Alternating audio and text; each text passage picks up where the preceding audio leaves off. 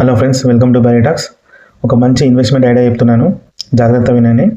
ఇది ఏంటంటే, మీ దగ్గర ల్యాండ్ ఉండి కొంచెం 5 to 10 lakhs అమౌంట్ ఉంటే ఒక మంచి గుడిని నిర్మించండి.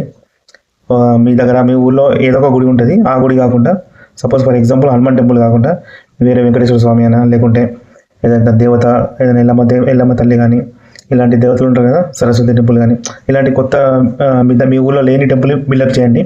బిల్డప్ చేసి మంచిగా దాన్ని డెవలప్ చేసి గ్రాండ్ ఓపెనింగ్ చేయండి.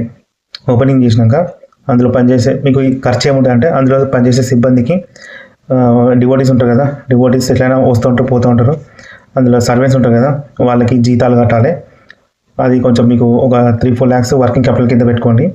దాని తర్వాత భక్తులు వస్తుంటారు పోతుంటారు, వాళ్ళు అమౌంట్ ఇస్తూ ఉంటారు పోతుంటారు. అలా ఒక 3-4 monthsకి మీ దగ్గర మంచి ఇన్కమ్ రెడీ అవుతుంది.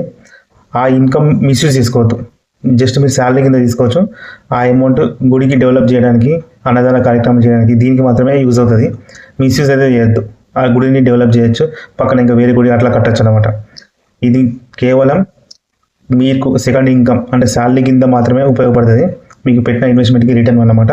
మిస్యూజ్ మాత్రం చేయొద్దు, ఓకేనా. దేవునితో పరచగల అవసరం లేదు మనకి, ఓకేనా. ఇక అలాంటి ఇంకా మీకు మంచి పేరు వస్తుంది. దాని తర్వాత మీరు ఎలక్షన్లో నిలబడచ్చు, కొన్ని చిన్న చిన్న కార్యక్రమాలు చేయొచ్చు. ఇట్లా మీకు మంచి పేరు అనేది వస్తుంది, ఓకేనా. అటు అమౌంట్ వస్తుంది, ఇటు మంచి పేరు వస్తుంది. ఇది నేను చెప్పే ఐడియా.